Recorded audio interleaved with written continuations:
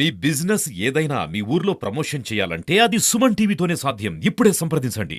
ఈ జిల్లా నుంచి ప్రాతినిధ్యం వహిస్తున్న గౌరవ ముఖ్యమంత్రి నారా చంద్రబాబు నాయుడు గారికి, సభాధ్యక్షులు జిల్లా కలెక్టర్ గారికి, అలాగే గౌరవనీయులు పెద్దలు మన ఎంపీ గారికి, పూతలపట్టి శాసనసభ్యులు గారికి, అలాగే చిత్తూరు శాసనసభ్యులు గారికి, జేసీ గారికి, డిఎఫ్ఓ గారికి, అలాగే ఇక్కడికి విచ్చేసిన జిల్లా హెచ్ఓడీలందరికీ ధన్యవాదాలు. ముఖ్యంగా మనందరికీ తెలుసు, చిత్తూరు జిల్లా అంటే ఉన్న 25 జిల్లాల్లో గౌరవ ముఖ్యమంత్రి నారా చంద్రబాబు నాయుడు గారు ప్రాతినిధ్యం వహిస్తున్న జిల్లా. ఏ రివ్యూలో అయినా, కలెక్టర్ కాన్ఫరెన్స్ లో అయినా, ఏ హెచ్ఓడీ మీటింగ్ అయినా కూడా ముఖ్యంగా ముఖ్యమంత్రి గారి కాన్సన్ట్రేషన్ అంటే జిల్లా మీదే ఉంటుంది. 2 సార్లు ఇప్పటికే ప్రభుత్వం ఏర్పాటైన తర్వాత కలెక్టర్ రివ్యూలో కూడా ప్రతి ఒక్కసారి ఇక్కడ ఏవైతే చర్చలు జరిగాయో ఆ విషయాల గురించి ముఖ్యమంత్రి గారు ఆరా తీయడం జరిగింది.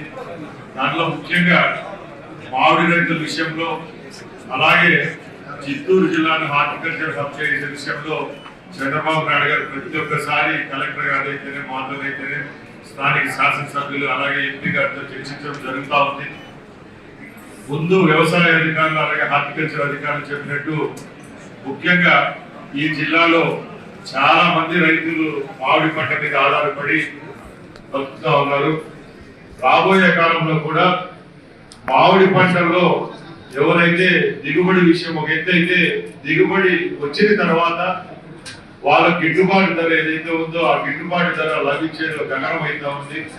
దాన్ని దృష్టిలో పెట్టుకొని తప్పకుండా ఈరోజు ఇక్కడికి ఎవరైతే అధికారులు అలాగే శాసనసభ్యులు అలాగే ఎంపీ గారు, కలెక్టర్ గారు, మేమందరం సమిష్టితో తప్పకుండా ఈ జిల్లాలో ఉన్న మామిడి రైతుల కోసం ముఖ్యమంత్రి గారి దగ్గరికి సమస్యను తీసుకొని పోయి వాషింగ్ యూనిట్స్ ఏవైతే ఉన్నాయో అవైతేనేమి, ఎక్స్పోర్ట్ విషయంలో అయితేనే, అలాగే టీటీడీ విషయంలో కూడా ఏవైతే ఇక్కడ చర్చలు జరిగాయో అవన్నీ కూలంకషంగా ఒకసారి పరీక్షించి రాబోయే సంవత్సరానికన్నా మామిడి రైతుల యొక్క జీవితాల్లో వెలుగులు నింపేదానికి మా వంతు కృషి చేస్తామని సభాముఖంగా తెలియజేసుకుంటున్నాం.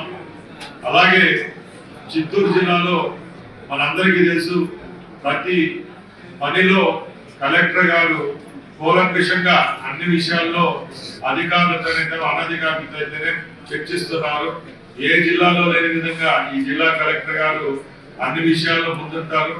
ఎవరైతే రైతులు అనుకోని భూమి గల వాళ్ళు బాధపడుతున్న రెవెన్యూ రికార్డ్స్ లో ఉన్న పొరపాట్లు, అలాగే రెవెన్యూ సమస్యలు ఏవైతే పీజీఆర్ఎస్ లో ప్రజాప్రతినిధులకైతేనే, అలాగే ఉద్యోగస్తుల దగ్గరికి వస్తున్న సమస్యలపై అందరూ గ్రౌండ్ లెవెల్ నుంచి సెక్రటరీ నుంచి కలెక్టర్ వరకు పోరాడాల్సిన సమయం ఆసన్నమైంది. మేము ఒకటే అడుగుతున్నాం, ఈ సభాముఖంగా దేవుడు ఒప్పుకున్న పూజారు ఒప్పుకున్నట్టు ముఖ్యంగా జిల్లాల్లో ఎక్కడ చూసినా కానీ కలెక్టర్లు, జాయింట్ కలెక్టర్లు, ఆర్డీఓలకు చిత్తశుద్ధి కింద స్థాయిలో ఉన్న విఆర్ఓలకు అలాగే సర్వేర్లలో దానివల్ల ఈ సమస్యలు ఉత్పన్నం అవుతున్నాయి. గౌరవ ముఖ్యమంత్రి చంద్రబాబు నాయుడు గారు ఎక్కడా లేని విధంగా ప్రభుత్వం ఏర్పాటైన తర్వాత సుమారు 30 రోజులు రెవెన్యూ సదస్సులు పెడితే ఈ రోజు కూడా కలెక్టరేట్ లో ఎంఆర్ఓ ఆఫీసులు, ఆర్డీఓ ఆఫీసుల చుట్టూ ఇంకా రైతులైతేనే, ఎవరైతే వ్యవసాయ భూమి గల వాళ్ళు అలాగే కమర్షియల్ భూములు గల వాళ్ళు ఇంకా పేపర్లు అర్జీలు ఎత్తుకొని తిరుగుతున్నారంటే ఎవరిది తప్పుందని ఒకసారి మనం గుడ్డపై చేసుకొని పరీక్షించుకోవాలా.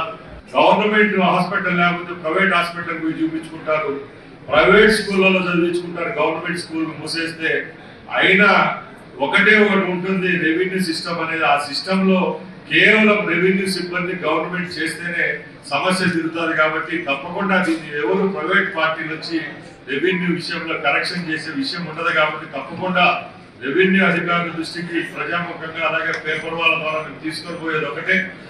గౌరవ ముఖ్యమంత్రి చంద్రబాబు నాయుడు గారి లక్ష్యం ఏంటంటే గత 5 సంవత్సరాల్లో జరిగిన తప్పులు ఇప్పుడు సరిదిద్దేదానికి ప్రజలు మనకు అవకాశం కల్పించారు. ఇప్పుడే భూగర్భ జలాల విషయానికి వస్తే ఈసారి ఉన్న వేసవి వల్ల తాగునీళ్ళ సమస్య చాలా ఉంది రాష్ట్రంలోనే, ముఖ్యంగా మా రాయలసీమ ప్రాంతంలో.